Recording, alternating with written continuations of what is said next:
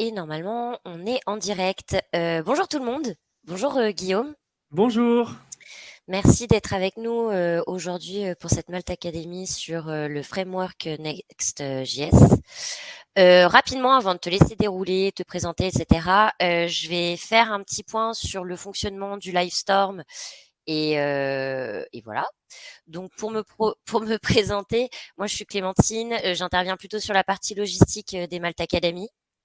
Donc voilà, je vais laisser le temps à tout le monde de se connecter et je vais rappeler les bonnes règles d'utilisation. Donc là, je vois que tout le monde a commencé à utiliser le chat, donc ça c'est super. Si vous ne nous entendez plus, vous ne nous voyez plus, n'hésitez pas à effectivement le dire dans la partie chat. Pour la partie questions, juste à côté, vous avez une petite coche questions, s'il vous plaît, pour que Guillaume puisse bien retrouver toutes les questions et qu'elles soient pas noyées dans le fil de la conversation. Mettez-les bien dans la rubrique questions. De toute façon, moi, je resterai en modération dans le chat, donc si j'en vois, je les rebasculerai sur la partie questions. D'ailleurs, pour répondre aux premières, effectivement, cette Malte Academy est enregistrée. Elle sera disponible sur notre site, enfin sur notre YouTube, pardon, en replay. Je mettrai le lien du YouTube dans la partie chat. Je pense que j'ai fait le point. Et alors oui, Malte Academy Malte. Donc nous, en fait, on est une plateforme, pardon, qui aide des freelances à trouver des missions, notamment dans les métiers de la tech. D'où cet événement, puisqu'on a une communauté qu'on essaye d'animer.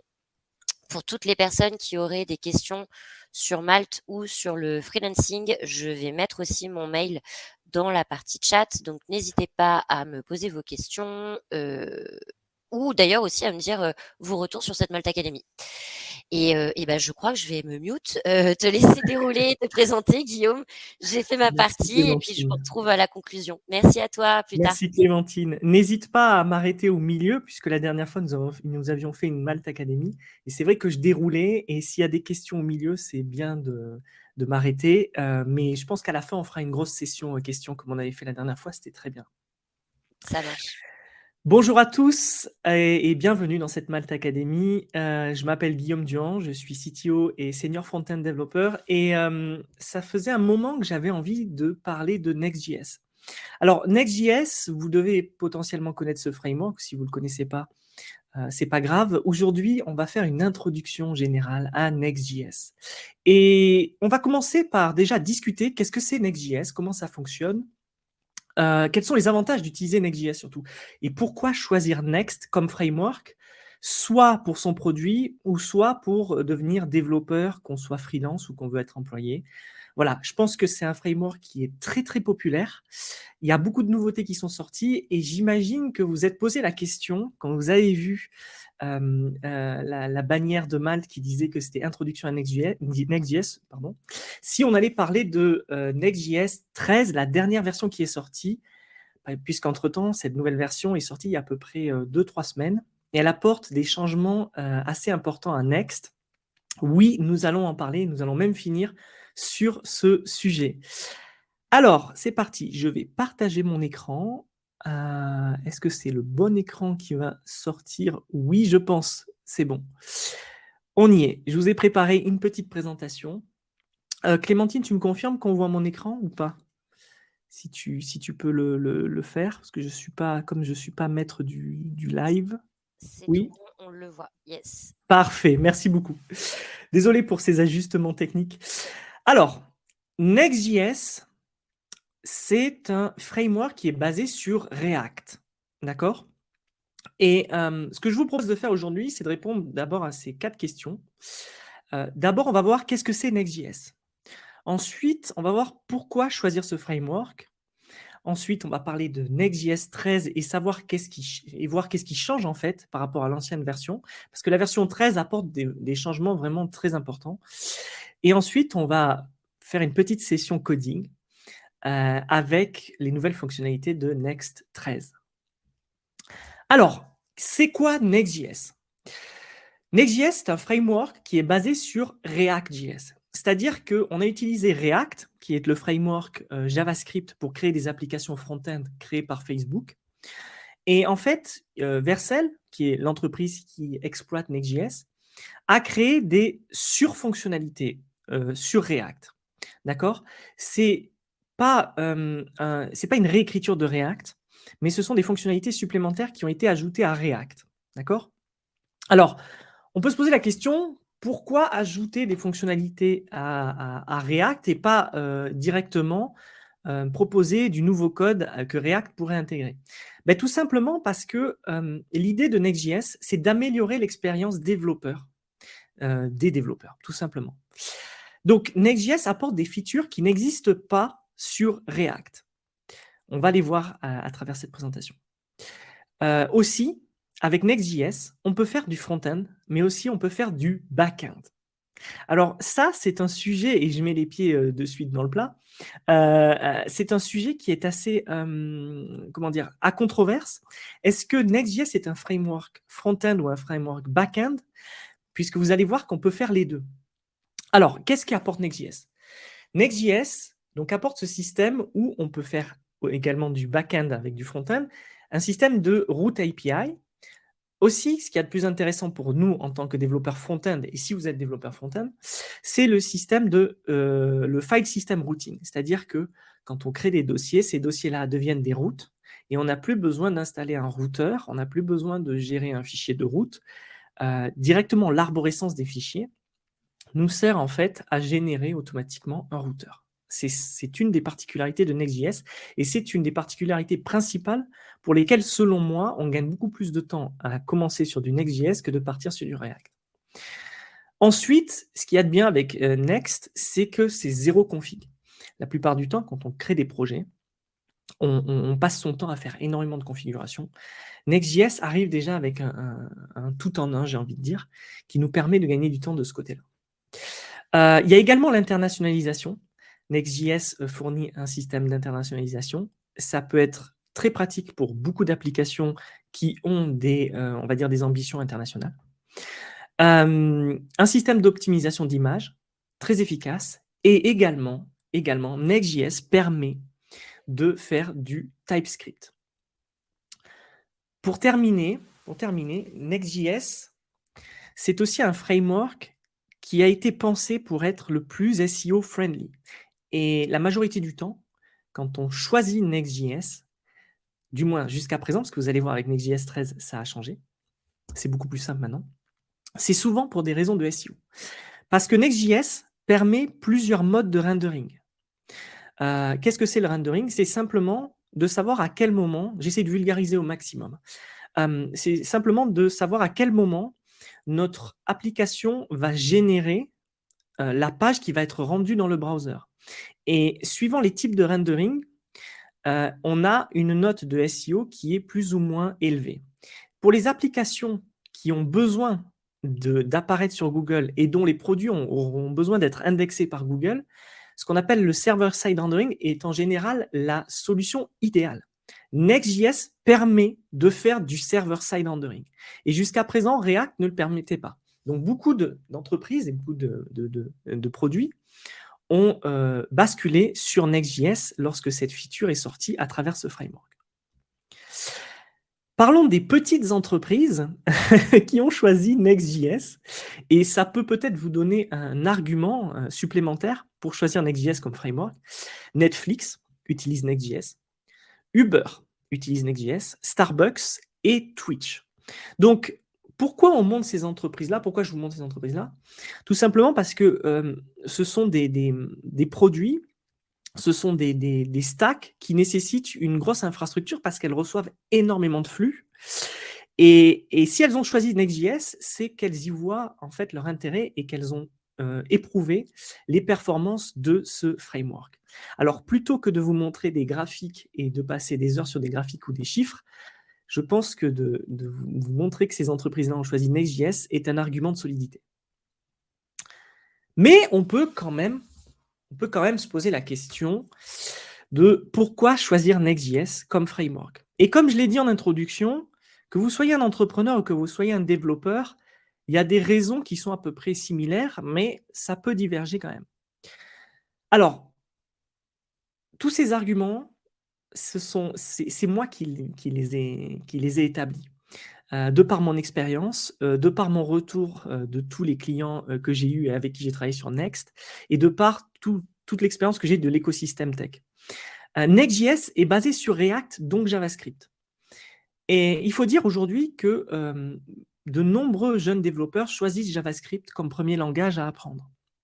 Alors évidemment, il y a l'émergence de Go, et puis il y a la solidité de Python également, mais il y a quand même beaucoup de développeurs front-end sur React.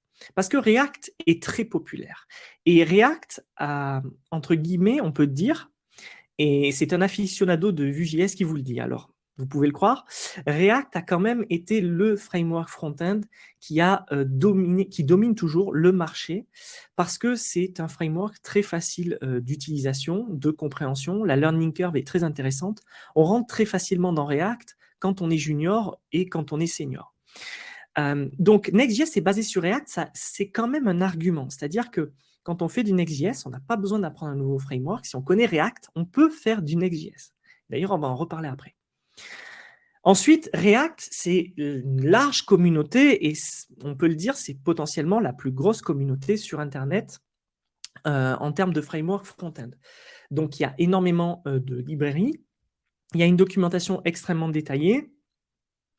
Sur Stack Overflow, il y a énormément de sujets qui traitent des problèmes majeurs qu'on peut rencontrer quand on fait du React. Donc, c'est encore un argument. Ensuite, Next.js est une sorte de React enrichi par son système de routing. Et ça, quand même, en tant que développeur, et je développe depuis plus d'une dizaine d'années maintenant, c'est quand même pratique d'avoir un framework où on n'a pas besoin, à chaque fois qu'on lance un projet, et moi je lance des nouveaux projets quasiment tous les jours, de revenir sur toujours les mêmes étapes et de répéter les mêmes process à chaque fois qu'on veut lancer un projet. Donc le système de routing, c'est quelque chose d'extrêmement intéressant. Sur Vue.js, je fais le pont, nous avons également Nuxt qui vient de sortir d'ailleurs, je crois, il y a une semaine, sa 3e version, Nuxt 3, qui est basée sur Vue 3 et qui répète un petit peu, pas un petit peu même, qui répète totalement le modèle de Next.js avec ce système d'arborescence de fichiers et de dossiers. C'est quand même quelque chose de très pratique. Bon, je ne vais pas m'étendre là-dessus plus longtemps, mais c'est un argument qui, pour moi, est un argument de poids. Ensuite, Next.js, c'est facile à apprendre, tout comme React.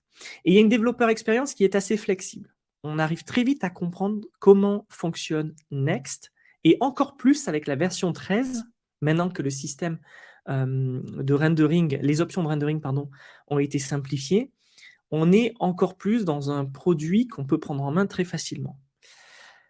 Et bon, pour l'ancienne version de Next, il y a des multiples options de rendering, on l'a dit, le server-side rendering, mais il y a aussi le static site generation, c'est quand on veut, on va en reparler après, et l'ISR. Il y a plusieurs options de rendering, ce qui rend ce framework vraiment sexy, qui donne beaucoup de possibilités à l'utilisateur. Toutes ces raisons sont vraiment des raisons qui sont pour moi essentielles au fait de choisir Next.js. Bon, c'est bien beau de discuter, mais on veut voir dans le détail, on veut voir dans le détail à quoi ça ressemble. Alors, une question qu'on pose beaucoup, et Clémentine, peut-être que tu vas la trouver dans le chat, peut-être qu'il y aura des questions en relation avec ça. Est-ce que c'est difficile de passer de React à Next.js? Parce que, évidemment, quand on fait du Next.js, on fait du React. La réponse est totalement non. Il n'y a aucune difficulté. C'est un autre mode de pensée. Mais c'est, comment dire, c'est un autre mode de pensée. C'est une nouvelle façon d'appréhender l'app. C'est beaucoup moins de difficultés et beaucoup moins de code à écrire. Donc là, on a un exemple dans notre dossier page. On a un index.js qui, on va le voir après, est la page de base de notre application. Et on reconnaît totalement, si vous avez fait du React, on reconnaît totalement la code base de React, c'est-à-dire les state, les useState, useEffect importés de React, le JavaScript de base, les imports divers de composants et de helpers ou d'utils ou de librairies. Et ensuite, on a notre fonction qui est exportée avec notre useState qui est ici, notre useEffect et en dessous, tout simplement, notre JSX qui est rendu. Donc, passer de React à Next.js, j'ai envie de dire, c'est totalement sans douleur. C'est-à-dire que on peut très facilement, quand on a fait du React, passer sur du Next.js. Maintenant, j'anticipe vos questions. Je ne les lis pas encore parce que je suis sur la présentation. J'anticipe vos questions. Ça sert à quoi d'apprendre React si on peut passer direct sur Next.js? La vérité, c'est qu'on ne peut pas faire du Next.js si on n'apprend pas du React. Mais ça ne veut pas dire qu'on ne peut pas immédiatement passer à du Next.js. C'est-à-dire qu'on peut commencer un petit peu avec du React et se former à React sur la documentation, qui est en réalité indispensable. Mais on peut immédiatement commencer par créer des apps en Next.js et apprendre React. Voilà. Si vous n'êtes pas d'accord avec ça, vous pouvez m'en parler, on peut en discuter dans le chat, mais c'est mon avis, je pense qu'on peut immédiatement commencer avec du Next.js et totalement apprendre du React. Parlons de ce fameux File Routing System. Donc, nous n'avons pas de fichier routeur sous Next.js. À vrai dire, on n'a pas besoin de le créer. Il y en a un, mais on n'a pas besoin de le créer. On a un dossier page dans lequel on a plusieurs autres dossiers. Et à vrai dire, ces dossiers, à leur racine, ont toujours un index.js. Et cet index.js là, d'accord, c'est en fait la route qui va être créée. Donc, à la volée, Next.js comprend que les dossiers qu'il y a dans page sont des routes à créer. D'accord? Donc ici, nous avons dashboard et avec index.js, je crée mon index.js qui me rend une div, ce que vous voulez. Et à la volée, dans mon navigateur, quand je tape /dashboard, j'ai donc la route du dossier qui a été créé. Pareil pour event, pareil pour user, pareil pour tous les dossiers que vous allez créer là. Et si vous voulez parler d'intrication de dossiers et de routes, par exemple, si on avait dashboard /home, on pourrait créer un dossier home, créer un dossier index.js et ainsi de suite. C'est illimité, on peut créer illimité d'intrication. Pour ce qui est des events, imaginons on a un event ID, également notre nom de dossier serait un slug et ça marcherait de la même façon. Donc ce file routing system dont je vous ai parlé est hyper fonctionnel, hyper rapide d'accès et on comprend de suite où se trouvent nos routes. Quelque part, visuellement, ça nous aide. Et ce qui est assez important. Mais cependant, si vous regardez cet exemple-là, vous voyez qu'on a un dossier API. Et là, ce dossier API, on comprend de suite qu'on parle de back-end. D'accord? On pourrait penser que en fait, c'est une interface front-end, mais en fait, ici, ce dossier API est notre interface d'API. On va voir ça après. Donc, nous avons, ne l'oubliez pas, sous Next.js, un serveur qui tourne et qui nous permet de faire du back-end et du front-end en même temps.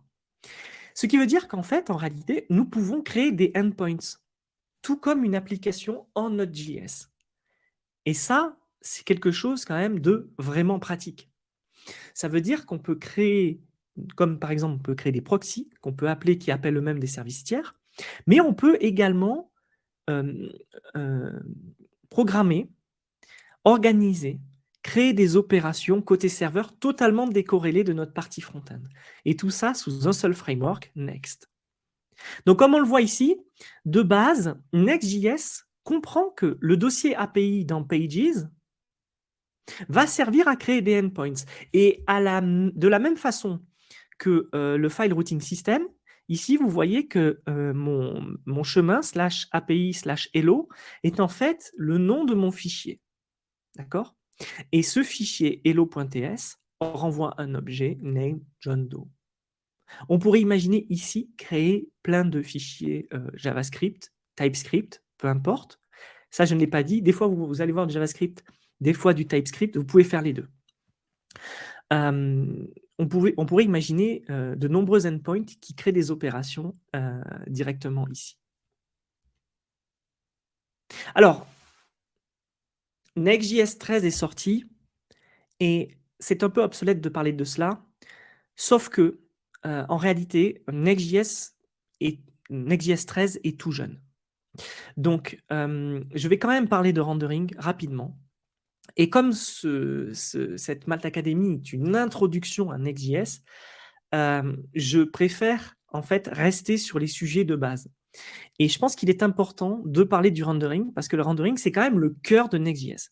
Souvenez-vous, je vous ai dit que beaucoup de développeurs et beaucoup d'équipes tech choisissent Next.js pour son système de rendering qui leur permet de faire du server-side rendering.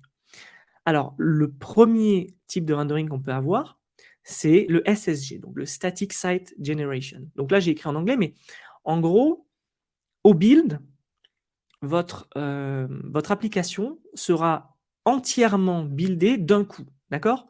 Elle sera buildée telle qu'elle, en statique, d'accord? Ce qui pose plein de problèmes, parce que si dans votre page, vous faites des fetch et tout le reste, quand le robot Google passe dessus, à la volée, vous n'avez peut-être pas la donnée, mais lui va penser que votre page est vide de base. Donc, c'est ça qui va impacter votre SEO. Ça, c'est une erreur basique. C'est ce qui arrive à énormément de gens. Pour éviter cela, et pour avoir votre donnée et que le robot Google voit bien que votre page n'est pas vide, vous pouvez faire donc du SSR, du Server-Side Rendering. Le serveur rend, en fait, il crée en fait votre application, mais elle reste dynamique, c'est-à-dire qu'elle est rendue côté serveur, et une fois qu'elle est complétée, elle l'envoie au browser. Donc, quand Google Chrome reçoit votre app, elle est complétée, le fetch ne se fait pas côté client, il se fait côté serveur, et le serveur build votre app. Il y a d'autres options. Là, je suis obligé d'aller assez vite, mais il y a d'autres options qui vous permettent en fait de, par exemple, revalider la donnée. Donc, dans l'ISR ou dans le SSG, deux types de render, vous pouvez passer un argument qui s'appelle revalidate, qui dit que même si votre app est statique, par exemple, toutes les 60 secondes, vous allez refetcher la donnée, d'accord, du côté serveur pour recompléter votre app. Les systèmes de rendering, ça a vraiment été un élément pour lequel Next.js a eu beaucoup de succès ces dernières années. Maintenant, on peut peut-être revenir là-dessus. Vous voyez ces fonctions-là qui sont getStaticProps et getServerSide Rendering, avec toute cette logique de retourner par props des produits à notre JSX. C'était quelque chose d'un petit peu, comment dire, d'un petit peu complexe. Ça complexifiait un petit peu l'utilisation de Next.js. C'est-à-dire qu'un développeur qui arrivait sur Next.js, et même s'il avait fait de l'Angular, du Vue ou du jQuery ou peu importe, eh bien, il devait quand même apprendre à quoi servaient ces fonctions, getServerSideProps et getStaticProps. D'accord? Il devait même comprendre qu'est-ce que c'était ce contexte ici. Et c'est vrai que peut-être que cette façon de fonctionner a freiné les développeurs dans leur capacité d'apprentissage de Next.js. Sous Next 13, beaucoup de choses ont changé.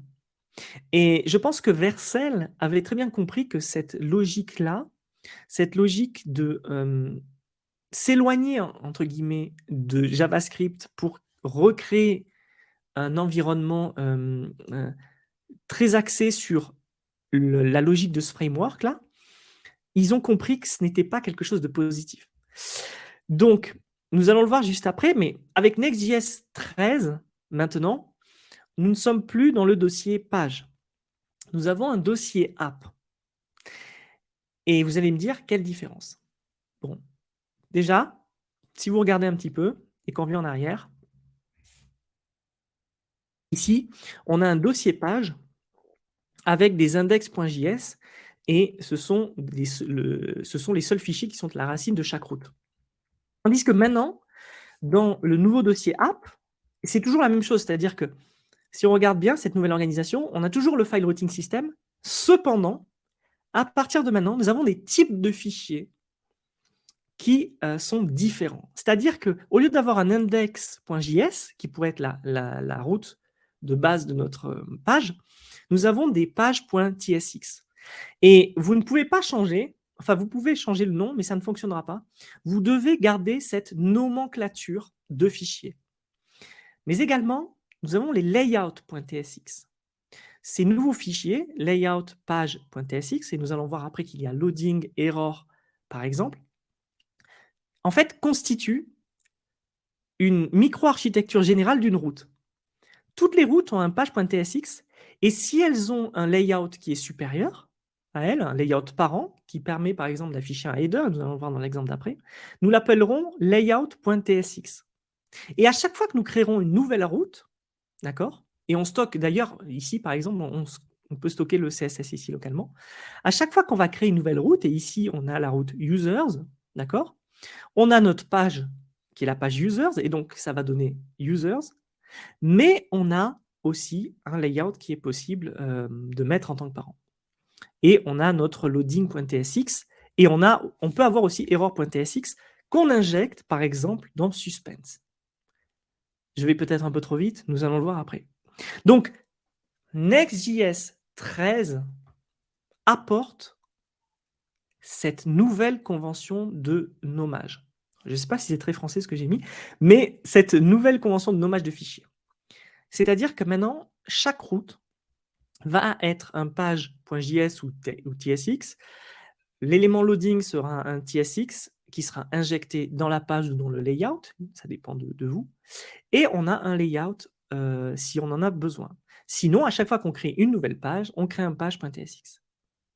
Nous pouvons garder la convention de nommage des dossiers issus du file routing system. C'est-à-dire que si, après user, j'avais une route user ID, je pourrais très bien créer un dossier slug ID avec ma page.tsx. Ça fonctionne toujours. Alors, la question c'est, pourquoi on est passé de page à app? Eh bien, tout simplement parce que Next.js, enfin Vercel, voulait que Next.js soit incrémental. C'est-à-dire qu'il y a tellement de gens qui utilisent Next.js, l'ancienne version, on peut dire la version 12, il y a tellement de gens qui l'utilisent, et même les versions d'en dessous, qu'on ne pouvait pas du jour au lendemain supprimer notre dossier page. On peut aujourd'hui faire du Next 12 avec du Next 13. C'est-à-dire que en installant Next.js 13, on peut toujours utiliser le dossier page et créer nos pages à l'ancienne. Cependant, il est recommandé maintenant d'utiliser app parce que ça va devenir la norme. Et pour que les deux puissent cohabiter le plus longtemps possible, on a gardé ce système-là, on a changé notre dossier, maintenant c'est app. Alors attention, alors on va créer notre app juste après. Attention, je reviens sur un peu plus en arrière. Notre dossier API est le seul qui ne se retrouve pas dans App pour l'instant. Vu que cette version est sortie il n'y a pas très longtemps, je n'ai pas trouvé de réelle explication sur les forums pour le moment, mais API reste toujours au niveau de page. Donc si vous voulez continuer à faire du back-end avec Next.js 13, vous devez rester au niveau de API. Peut-être que les choses ont changé au moment où je fais cette vidéo, mais en tout cas, c'est la seule chose qui reste. C'est le moment de créer notre app en Next.js. Alors, peut-être qu'on va laisser la place aux questions rapidement. Clémentine, qu'en penses-tu?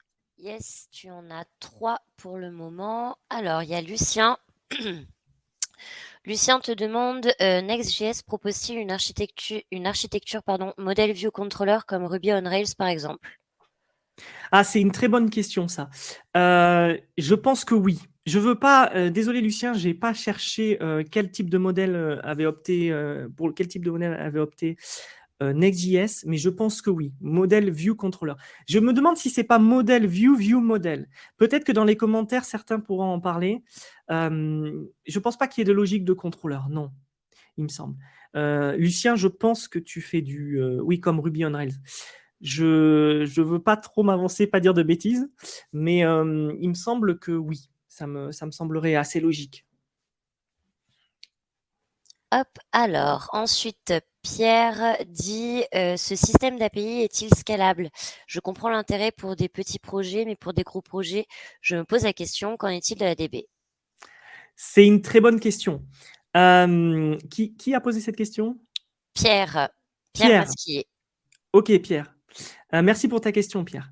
Il existe une stack qui s'appelle la stack T3. Vous pouvez la chercher en ligne. C'est une stack qui comprend Next.js, Tailwind, Prisma et TRPC, qui est un système d'échange de données. Donc, en gros, de nombreux gens utilisent cette stack pour créer une app tout en un. En termes de scalabilité, en tant que développeur front, j'ai pas trop d'expertise sur est-ce que cette app côté back-end va tenir la charge. Mais ce que je peux dire en tout cas, c'est que de nombreuses boîtes l'utilisent. Donc, pourquoi ça ne tiendrait pas? C'est la question que je me pose. Pourquoi ça ne tiendrait pas? Ouais. Je suis en mute, c'est mieux. Raphaël te demande, utilises-tu forcément l'option Revalidate ou pas nécessairement? Alors, pas nécessairement. Revalidate va servir quand tu as du contenu statique. Par exemple, si tu veux faire une landing page et que quand même dans cette landing page, tu veux afficher par exemple un widget qui lui fetch de la donnée en temps réel. Imaginons la bourse, la météo, ce que tu veux. Cette option Revalidate est assez importante parce que c'est elle qui va faire que ta donnée sera fraîche et renouvelée à la volée. Donc, moi, personnellement, dans les apps en Next.js que j'ai faites, je l'ai utilisé très souvent. Et je pense que beaucoup de développeurs pourront en témoigner ici. Revalidate est quand même une option qu'on utilise beaucoup. Nous allons voir après, dans le code que je vais te montrer, qu'on ne parle plus du tout de server-side rendering, on ne parle plus du tout de SSJ. Ceci a été supprimé dans Next.js 13. Hop, Enfin, et la, supprimé, ça a été simplifié, excusez-moi. Je vais un peu vite. Je prends mes désirs pour une réalité. la dernière pour l'instant, Jérémy te demande, est-ce que les librairies prévues pour React sont compatibles avec Next? Est-ce que... Les librairies prévues pour React Oui, sont compatibles avec oui, Next. absolument, elles sont toutes compatibles. Enfin, du moins de mon expérience, je n'ai jamais rencontré une librairie qui a été incompatible. Il faut dire que sur React, et c'est l'avantage, c'est ce que j'ai dit au départ, React, ça me fait mal de le dire, hein, parce que je suis un développeur Vue et que je bosse beaucoup sur Vue, mais React, c'est quand même aujourd'hui un choix, le meilleur choix quand on veut créer un produit et créer une équipe tech autour de ce produit, recruter des devs. Parce que React, c'est le framework le plus utilisé, c'est le framework, on va dire, où il y a le plus de contributeurs et le plus de librairies disponibles. Donc, en général, parce que les librairies, c'est toujours le même sujet. Il y a des librairies qui sont maintenues, d'autres qui ne sont pas maintenues, qui sont plus compatibles avec des anciennes versions, des dépendances de librairies et tout le reste. En général, il n'y a pas de problème. Donc oui, tu peux importer tes librairies de React. Ok, ben je vais peut-être continuer. Ouais, ça marche. Allez, je vais faire une dernière petite présentation sur le code que j'ai écrit avant ce cours. Alors, désolé, je bouge ma... Voilà, nous avons notre app qui est ici. J'essaye de zoomer un petit peu. J'ai créé ce petit repository. Je vais peut-être d'ailleurs le prendre et vous mettre le lien directement dans le chat tant que j'y suis pour ne pas oublier. Ici, vous pouvez le récupérer. Voilà. Alors, c'est un petit site en Next.js. D'accord? Ce petit site en Next.js, en fait, c'est une démonstration de comment faire du Next.js. D'accord? Je vous ai laissé ici des instructions. Vous pouvez le retrouver après. Et comme vous l'avez vu, nous avons donc ce dossier page avec ce dossier API. On a un dossier components pour mettre tous nos futurs composants et le fameux dossier app. D'accord? C'est comme ceci que s'articule l'application. Bon, pour cette démo, ce que j'ai fait, c'est que, en fait, tout simplement, j'ai installé Tailwind CSS, qui est une librairie qui permet de faire du CSS pour rendre l'application un petit peu plus sexy.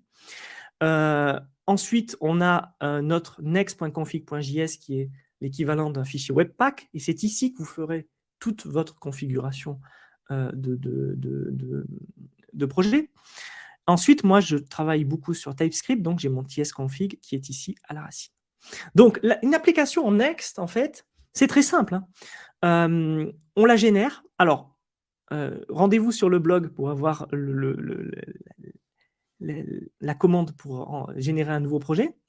Et n'oubliez pas le flag experimental app. Alors peut-être que je peux le retrouver là. Je ne sais pas si je peux. npx, non, np, non. Bon, tant pis. Je pense que vous retrouverez la commande. Donc, on a notre dossier page avec notre fameux dossier API Hello. Et ici, ma fameuse réponse. Donc, vous voyez, très simplement, ici, j'ai ma fonction handler avec mon nouveau fichier.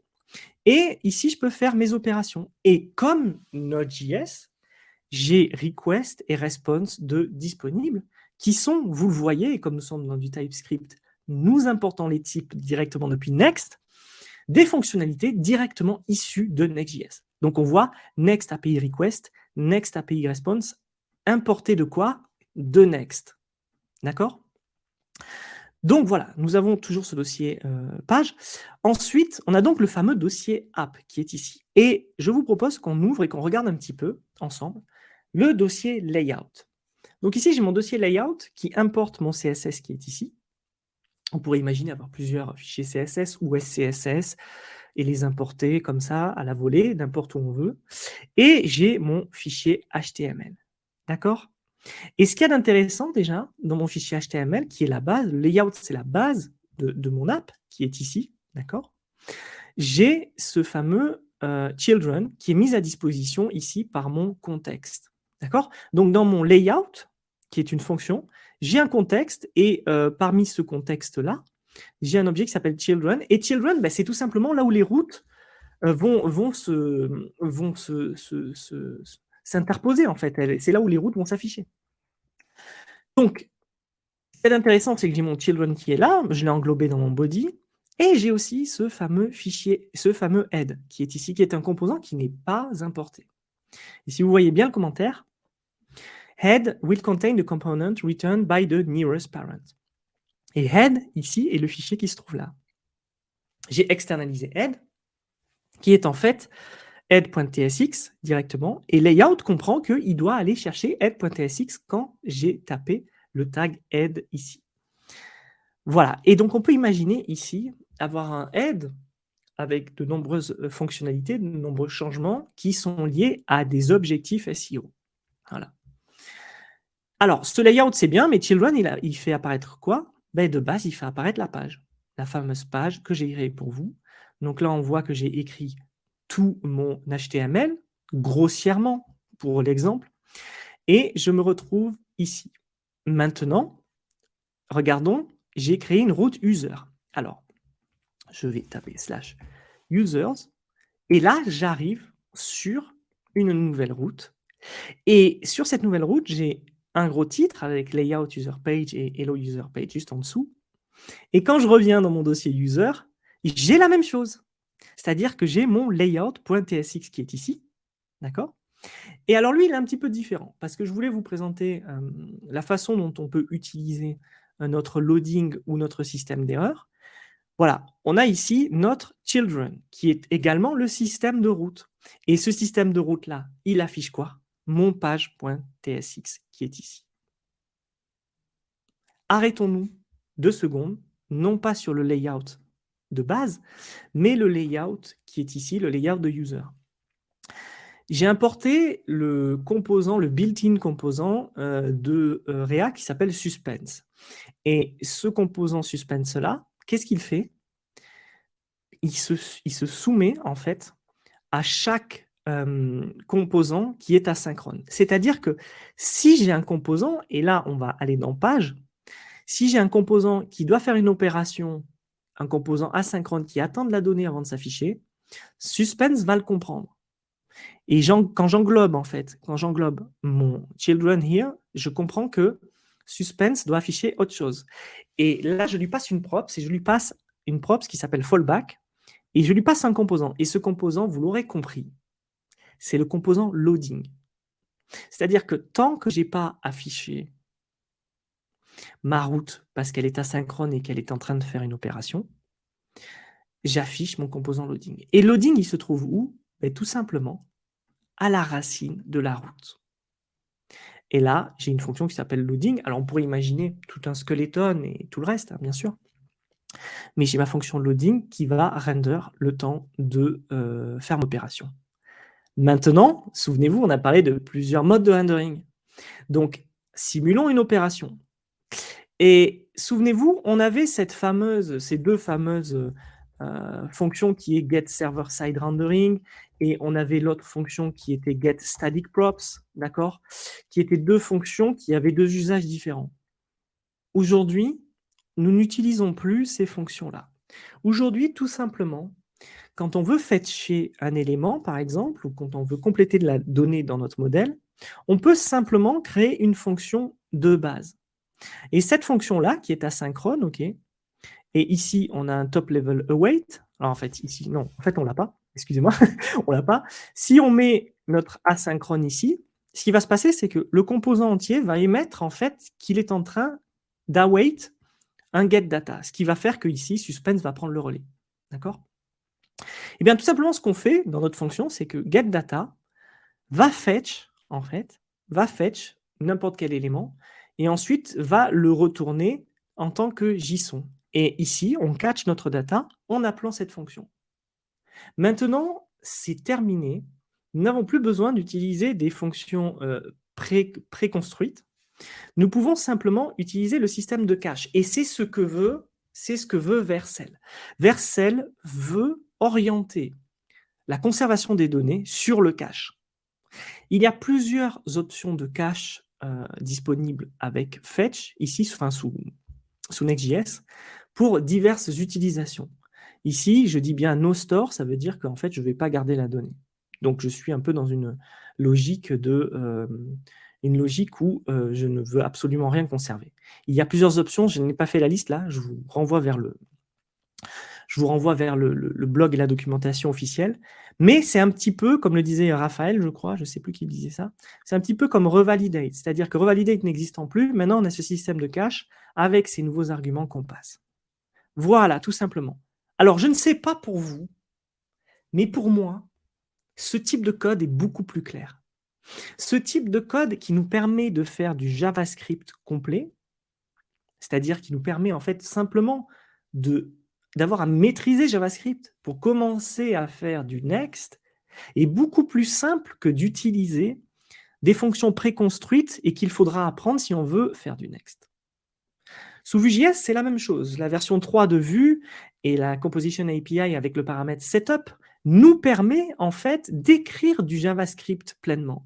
On n'a pas besoin d'ouvrir des objets avec des méthodes complexes qui sont reliées à la logique interne de Vue. C'est terminé. Sous Next.js, aujourd'hui, c'est la même chose. Ce qui rend en fait Next.js, ce qui fait devenir un Next.js un compétiteur vraiment important en fait en termes de framework front-end, parce que c'est beaucoup plus simple. C'est beaucoup plus simple de rentrer dans Next.js que d'aller dans un framework plus complexe. Peut-être un autre sujet duquel on peut parler. Il y a quelques jours, j'avais fait une vidéo et j'avais mis mes composants dans le dossier app. Et quelqu'un m'avait fait remarquer que normalement, les composants ne devraient pas se situer dans le dossier app. Et il s'avère que sur un forum officiel, ce n'est pas du tout déconseillé de mettre ces composants dans le dossier app.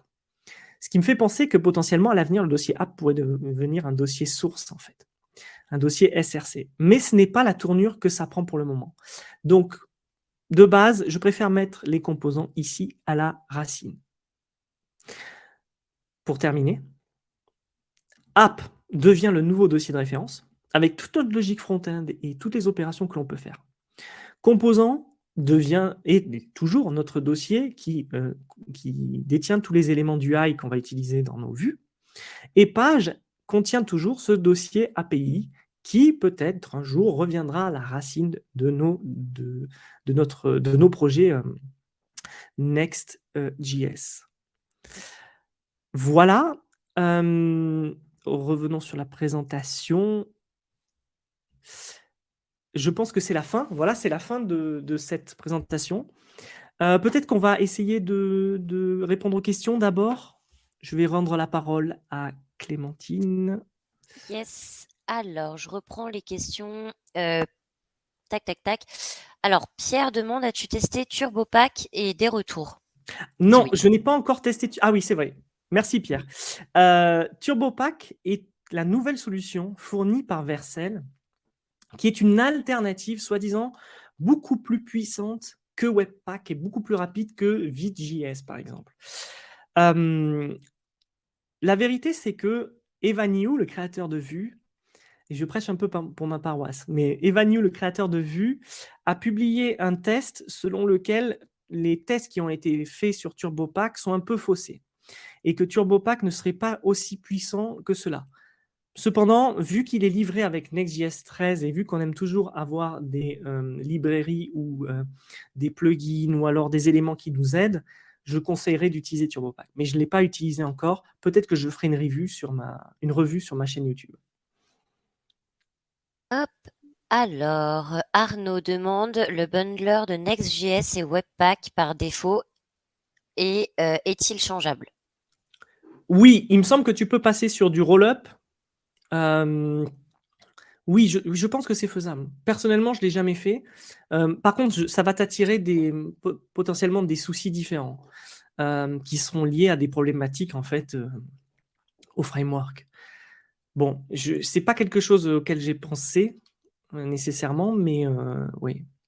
Il faut attendre de se retrouver dans des lives de Malte Academy pour avoir des questions. Mais je pense que c'est faisable. C'est faisable. Alors ensuite, tu as Lucien qui demande Next.js peut faire du back-end. Donc, comment crée-t-on le schéma de la base de données table champ via des migrations comme Ruby on Rails? Par exemple, la table user qui a un champ email et un champ password. Tu peux très bien mettre un ORM, par exemple Prisma. Alors, je vais peut-être chercher cette stack, la Creative Free Stack. Prisma te permet en fait directement de créer ton modèle et tu peux le créer directement dans ton app Next.js.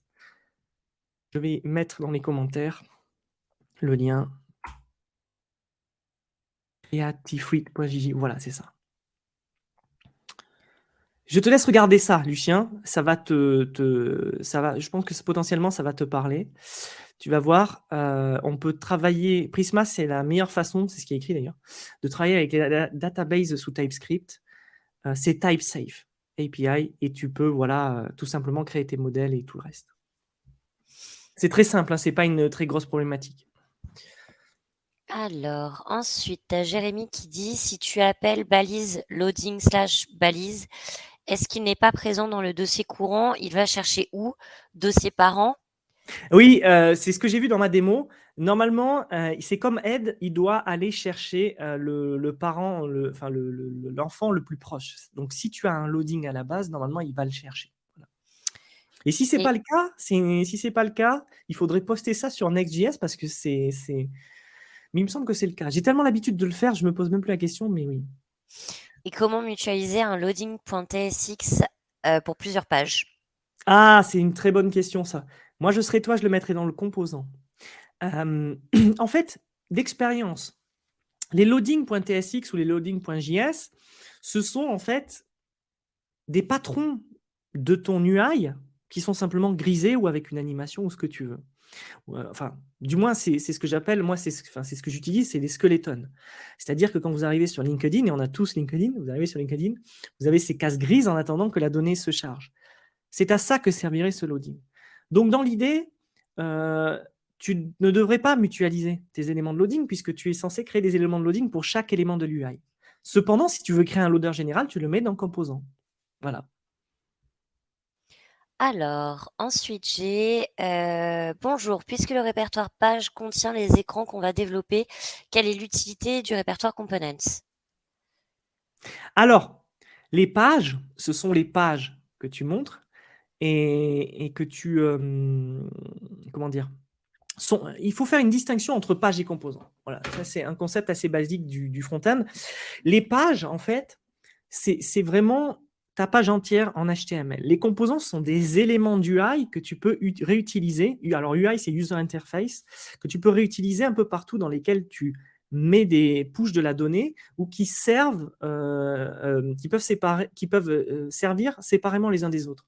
Donc la différence, c'est qu'en fait, un composant, il peut exister tout seul. Une page, elle est composée de composants. S'il n'y a pas de composants dans une page, en fait, elle est censée être vide. Voilà, tout simplement. Alors, avant-dernière, est-ce qu'on peut créer un projet avec Next.js et Nest.js en même temps? Est-ce qu'on peut changer le bundler et utiliser vite, par exemple? Oui, tout à fait, on peut. Attention, c'est pas parce que j'ai dit que Next.js faisait du back-end qu'on est obligé d'utiliser le back-end de Next.js. Moi, personnellement, je bosse sur beaucoup de produits serverless, Firebase, Supabase, et peut-être qu'on en parlera dans une future Malte Academy d'ailleurs. Donc, j'utilise pas le back-end de Next.js. J'utilise de temps en temps pour faire des opérations simples ou pour les utiliser comme proxy, par exemple. Mais vous n'êtes pas obligé, vous pouvez très très bien avoir un back-end à côté. Et pour être honnête avec vous, je ne suis pas certain que la majorité des entreprises avec lesquelles j'ai travaillé, je dirais même pas 50%, utilisent le back-end de Next.js en fait. Elles ont leur API à côté. Et ça me paraît très logique, en fait, dans une logique d'entreprise et de start-up, en vérité, comment dire, de décorréler le front-end du back-end. C'est quelque chose d'extrêmement courant et normal. Alors, pour ce qui est de la transpilation du code source vers du code compatible pour des navigueurs plus anciens, t'arrive-t-il de devoir customiser la config Babel de Next? Oui, malheureusement, oui, ça m'arrive. Et en fait, ce n'est pas un problème relié à Next.js, en vérité. C'est un problème relié à beaucoup de frameworks front-end et à tous les frameworks front-end, pardon. Et surtout parce que, bon, il faut dire qu'aujourd'hui, les navigateurs sont quand même très modernes, de plus en plus modernes. Et il y a des cas dans lesquels on a vraiment besoin de faire ces petits ajustements. L'idéal, c'est de s'en passer. Mais oui, ça m'arrive et avec Next.js, on n'y échappe pas, on est obligé aussi de faire ces ajustements. Et on a la Ouais. dernière question. Est-ce qu'on peut utiliser Next.js pour développer des applications mobiles comme React Native, par exemple? Alors non. Alors, je pense que tu peux faire des PWA avec Next.js, j'en ai jamais fait. Donc des PWA, pour vous rappeler, ce n'est pas une application native, c'est en fait une vue générée qui génère comme une application, mais en fait c'est un navigateur qui va sur votre application qui est écrite en Vue, en Angular, en React ou en Next.js. Mais je ne pense pas qu'on puisse faire du mobile avec Next.js. Du moins pas à ma connaissance. Et si je devais partir sur du mobile, je partirais directement sur du React Native ou sur du Flutter. Pour différentes raisons, on pourra en parler, mais très bien. Et ben, c'était la Eh dernière question. eh ben, très bien. Je vais peut-être finir, je vais repartager mon écran pour... hop, où est-ce qu'on en était? On en était ici. Voilà, merci beaucoup en tout cas pour ce live. Si vous voulez me retrouver, mon nom c'est Guillaume Duhan, vous pouvez m'ajouter sur LinkedIn avec plaisir. J'organise des workshops sur Vue.js. Vous pouvez aller voir vueworkshop.gg. J'ai aussi une chaîne YouTube qui s'appelle Code with Guillaume, qui est ici. Vous pouvez la retrouver. Je vous la montre. Si vous souhaitez vous abonner, c'est avec plaisir. J'ai lancé cette chaîne YouTube il y a à peu près 3 mois et je parle de Vue.js, de Next.js, de Stack. Voilà, alors c'est une chaîne en anglais par contre, parce que je veux parler au plus grand nombre. Sinon, je vous ai envoyé le lien. Et si vous souhaitez aussi également me recontacter, vous pouvez trouver mon profil Malte sur Malte à Guillaume Durand. Voilà. Et bah parfait, merci beaucoup Guillaume pour Merci cette deuxième Clémentine. Malte Academy, c'était très cool. Merci Merci. aussi à tous les participants et participantes. Et puis on se dit certainement à bientôt pour une troisième, parce qu'on dit jamais 203. C'est ça, exactement. Ah, dans un mois, je pense. Et ce sera sur Allez, Supabase, je pense. et bah ça marche, on fait comme ça. Merci tout le monde et puis bonne fin de journée à tous et à C'est toutes. ça. Merci beaucoup. Au revoir. Au revoir.